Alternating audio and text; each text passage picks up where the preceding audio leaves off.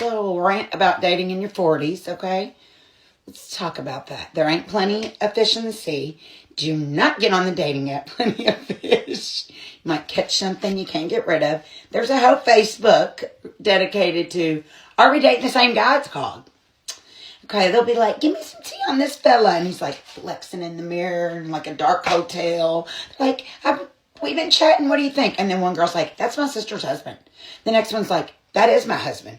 The next one's like, he strangled me last Tuesday. He roofied me. What? Then the next girl's like, that's my boyfriend. I'll let him have fun when he's out of town working. It's like, who are you going to grow old with? Who's going to the nursing home with you to hold hands like the Notebook? Yourself? And it's like, who's your life insurance going to? The state? Is it, whose fault is this? I can't figure it out because I'm not the only one. And I know for a fact because I do hair and I hear it every day. There's a million people saying I'm not settling down or getting married ever. I'm over this. Anybody else struggling there? Just curious. Who hurt you?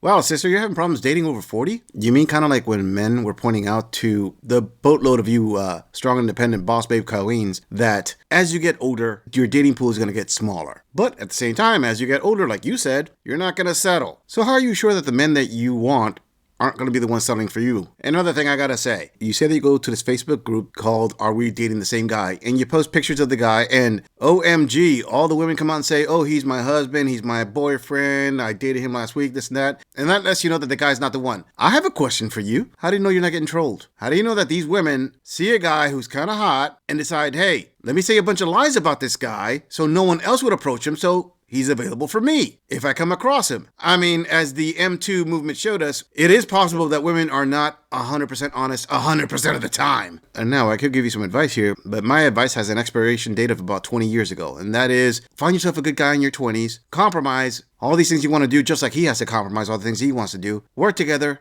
and grow old together. You know, kind of the thing that your great-grandmother used to do and it worked out for her. Oh, wait a minute, my bad. Your great-grandmother didn't have TikTok or Instagram or the internet. That's right, that's why it can't work today. Because obviously you know where your priorities lie. Before we move on, I want to bring attention that 70% of my viewers are not subscribed to my channel. Come on, fam. You've seen my logo on other channels, and you're already here. Please hit that subscribe button and support the channel. It really helps out. Moving on. Another man who says he is not emotional, but shows otherwise.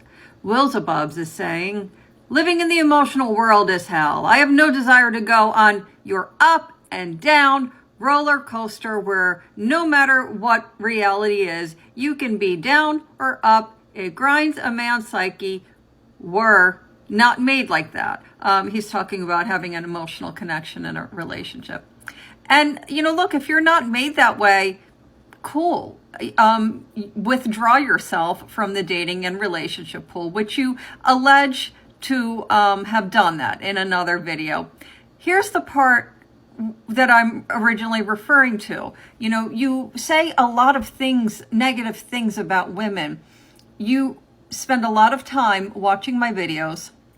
You spend even more time, I'm talking hours upon hours, leaving hundreds, on another video, hundreds of comments going back and forth with women.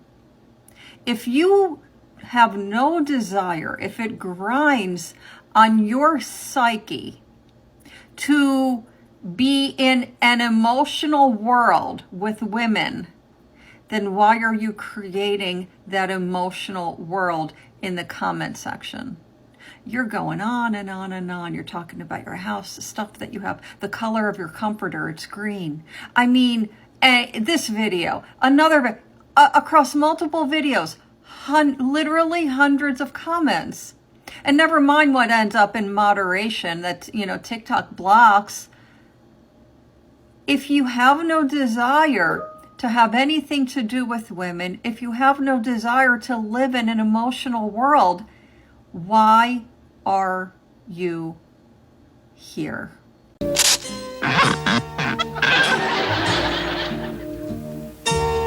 If you have no desire to live in an emotional world, why are you here? Maybe it's because he does have a desire to be in an emotional world, just not in your world. For example, this gorilla could look out the window and say, wow, This is a beautiful day that makes me feel good. That's the type of emotional world I want to be in. You're the type that'll look out the window and say, the sun reminds me of the time that I got burned by this guy. Oh, and the blue reminds me of how blue I was the time that my husband told me no when I wanted to max out the credit card. And these people who are walking over here, they remind me of all the people that ignore me on TikTok. You get what I'm saying? Same reality, two different emotional worlds. Take a wild guess at which one you're in. Also, this gorilla can't help but notice that you have a problem with him commenting on your videos, but you didn't mention at any point if his comments were wrong. Why is that important? Because it's no secret that femme fatales like you love to point out men's errors. You've done that in several of your videos. When they say something that's wrong or they misspell it or whatever, you're quick to jump on them. This guy, I haven't seen out one of his comments, but you haven't mentioned them. That probably tells me that you put out a video that's emotionally charged and then the guy apply some logic to it up to a certain point, and it hurts your fifis. Because TikTok is all about fifis, right? I have to say, I'm starting to see why a lot of my viewers have given this queen the nickname Gertrude. I personally would never call her that, but I can see how the line can be drawn. Either way, sister, here's another piece of what we call the real world I want to throw at you. You see, when you put a video out there, regardless of what you put it out for the world to critique. For example, this gorilla has over 1,000 videos. And I know that I am not perfect, and I have made a boatload of mistakes on my videos. And when I put them out there, I'm going to get critiqued. And boy, do I get critiqued. But you don't see me making a video pointing out a commentator saying, oh, don't comment on my videos. See, I would be a little witch if I did that, which I'm not. Free speech, sister. Say whatever you want. But remember, if you say something stupid, people are going to call you out on it. Good luck, sweetie. Moving on.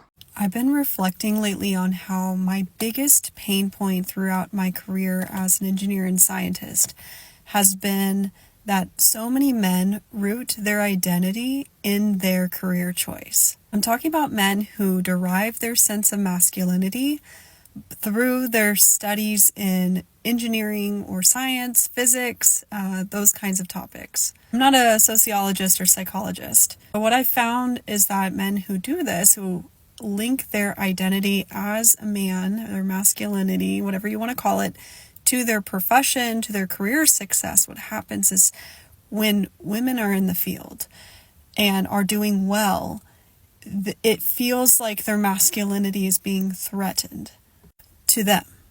They feel threatened.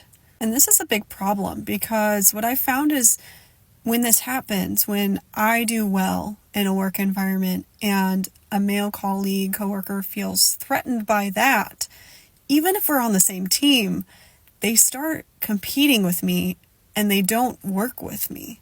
I've been shut out of meetings, harassed, talked down to, and told really things. Like one time I was working with a coworker, this was years ago, to put together a presentation, and I suggested that I make a certain number of slides on a certain topic because that was the area that I was focused on and knew more about, and also we just, share the load of the work.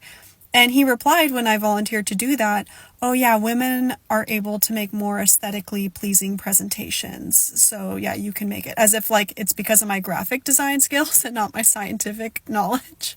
In that moment, he didn't want to admit that I would do a better job at those slides because I knew more about the topic. He instead shifted this into oh, you're better at it because women are better at graphic design. And I'm not very good at graphic design. You're a victim. Here we go, CSI. I am so glad that this video was made by this queen.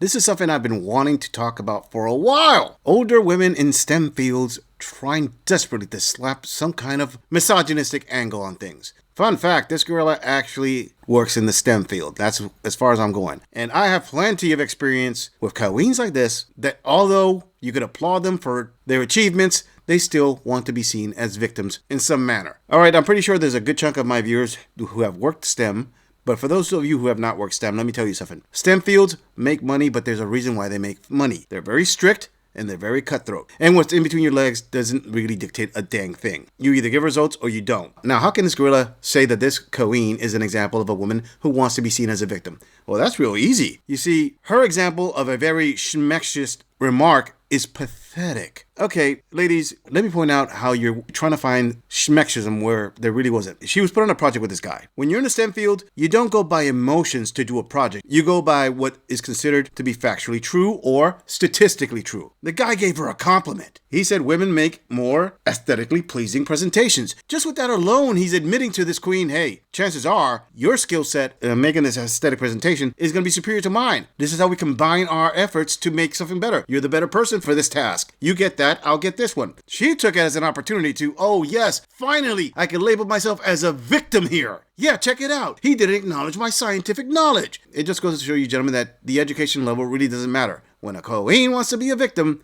oh boy, is she going to pull out that card. And this actually makes me ask a few more questions. For example, how easy is it to work with this woman? Because one thing that men in STEM do pay attention to is, hey, I want to work with you. But are you the type of woman that I have to tiptoe around you all the time because the most minute thing that I say, you're going to run off to HR to try to get me fired? And no, ladies, this isn't a guy being chauvinistic. This is a guy actually defending himself, thinking, no, I don't want to work with a woman who desperately wants to come out to be a victim somehow. No, thank you. So what this does when this dynamic happens where I become the competition, men don't want to work with me, the problem is now that it's harder for me to accomplish my own work goals because it takes more energy and effort and navigation around these personalities to get the job done. It affects my productivity, it affects my performance, not to mention it affects my mental and physical health because repeat exposure to people who put me down, it sucks. It feels horrible. And my question is, how do we solve this problem? How do we help men find other ways to feel confident and worthy of themselves, in and of themselves, without the need to use this kind of arbitrary comparison game of masculine, feminine in the workplace to bolster their self-confidence? I think no matter what your gender identity is, you're kind of on your own path, right? For determining your own confidence and self-worth and establishing that within you, like deep inside you, so that nobody else can rattle that. And that's something that is an individual journey. Everyone's different. And so I think it's a really tough problem to solve. And in situations in my education and career where I have gone to a superior, a manager, my advisor in my PhD program to report this and to say, like, this person isn't working with me. How can I navigate this? Can you provide any support? And they put the onus on me to change how I'm working with that person rather than addressing the root cause and that person's being difficult to work with unnecessarily. The fact that so many times that onus is put on the one who's, the victim of this dynamic rather than the perpetrator is a huge part of the problem. And this is one of the many reasons I'm a big advocate for transparent conflict resolution pathways in workplaces and universities to not just navigate through conflict resolution from these kinds of instances, but also circumstances like harassment and discrimination. How do we solve these problems? Well, I suggest we go with the old school method, where your supervisor, regardless if they have a pair downstairs or upstairs, is going to tell you, hey, grow thicker skin. Listen, sister, let me just tell you. You didn't get into the STEM field or any other kind of field, the financial field, entertainment field, whatever field you chose. You didn't go into them so your future boss can tailor to you and baby to you. No, it's the other way around. They're paying you to tailor yourself to the job. That means long hours sometimes. That means going into flash meetings sometimes. That means you're going to hear some things that could possibly hurt your fifis. And you know what you do? You do what men and women have been doing for decades now. You compartmentalize that crap and say, hey, the job isn't paying you to get into your fields. The job is paying you to get into your productive side and make things happen. So far, everything you've spoken about in your video, I don't see a toxic workplace. I'm actually seeing equality across the board. I mean, the comment you use, which is probably your best comment to show schmexism, is pathetic. And sister, let me tell you, this girl hasn't worked with you not even 1 minute, and I could tell already you are the problem. That example you put at the end with your educational experiences, OMG. So let me get this straight. You were working with this person who was hard to work with, and you went to the college professor to tell him, hey, this person's hard to work with, and the college professor told you you need to adapt. Honey, that is akin to being a kindergarten level girl, playing with some blocks, and this one kid takes another block, and then you run to the teacher, cry to the teacher, oh, he's not sharing his blocks. Punish him. What, you need to be parented your whole life? You want to be parented your whole career too? You want the corporations to be the big parent for you? Grow up. Let me make this clear to you because obviously you haven't learned it yet. Regardless of your education, your attitude is the problem here. If your coworker is hard to work with, too freaking bad. You know who is even harder to work with? The competition. And trust me, the stakeholders don't care about your fifis. That person is a grown adult. You are a grown adult. You better learn to work with that person. Yeah, that person's hard to work with. Guess what? Management knows that. But management also knows that they're at the top of the field. Some of your most dedicated, most brilliant workers have socializing problems. Why? Because they're perfectionists. If anything, I would look at you and ask you, do you think that you're in the right field? Because to be honest with you, if no company policies and no laws were broken, he's just rude, well, I'm sorry to tell you that this project didn't budget in your fifis.